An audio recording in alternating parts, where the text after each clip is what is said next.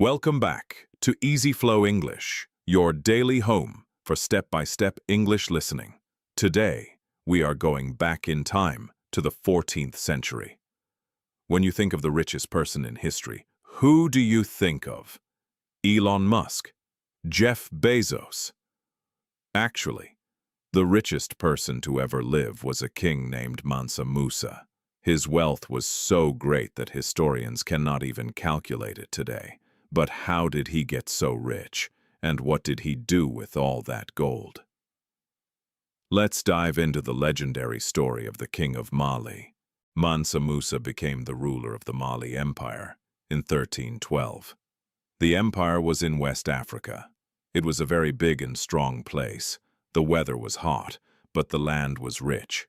At that time, West Africa was the center of the world's gold and salt production. Salt was very important because people used it for their food. Gold was important because everyone wanted to be rich. Mali was a massive kingdom covering parts of modern-day Mali, Senegal, and Ghana. The kingdom had many rivers and big markets for trading. As the Mansa, which means King of Kings, Musa controlled almost half of the world's gold supply. He was a very powerful leader, and he had a lot of gold in his palace. Every time someone traded gold or salt, the king became richer. He was the wealthiest man on earth. But Musa was not just a rich man. He was a leader who wanted to put his empire on the map. He was a very kind and religious man.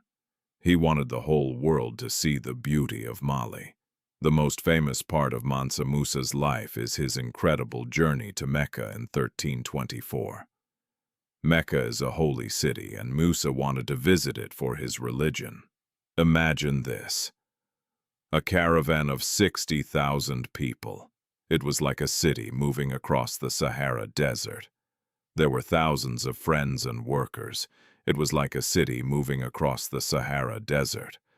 The desert was very long and very hot, but the king was ready. He traveled with thousands of soldiers, servants, and even 80 camels. The camels were very strong animals. They walked every day. Each camel carried hundreds of pounds of pure gold. The gold was very heavy and very bright. As he traveled through cities like Cairo, he did something shocking. Cairo was a very busy city in Egypt. He gave gold away to the poor and bought many things with it. He gave gold to poor families and children. He was very generous to everyone. He was so generous that he actually changed the economy of Egypt. There was so much gold in the streets of Cairo that the value of gold dropped for 10 years. Because there was so much gold, it was not expensive anymore. When Mansa Musa returned from his journey, he brought more than just stories. He brought new ideas to his home. He brought back architects, scholars, and poets from across the Islamic world. Architects are people who design beautiful buildings. Scholars are people who read many books and teach students. He wanted Mali to be a center of education, not just gold. He believed that learning was more important than money. He transformed the city of Timbuktu into a global capital. Timbuktu became a very famous city. He built the famous Sankora University and beautiful mosques that still stand today. One of the mosques is the Jingwereber Mosque. It is made of mud and wood, and it is very big. Under his rule, Mali became one of the most sophisticated empires in the world. The empire was very organized and peaceful.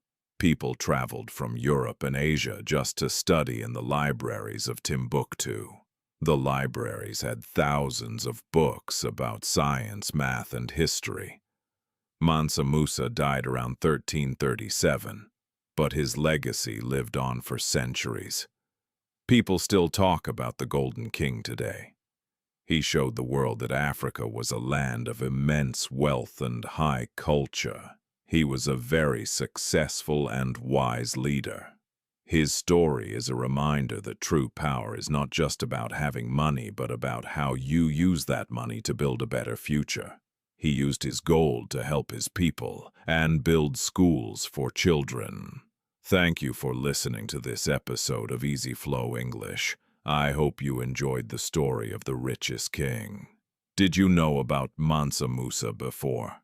If you could travel back in time, would you join his 60,000-person caravan? Would you like to see all that gold? Let us know in the comments.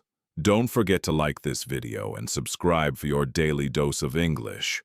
Until next time, keep flowing.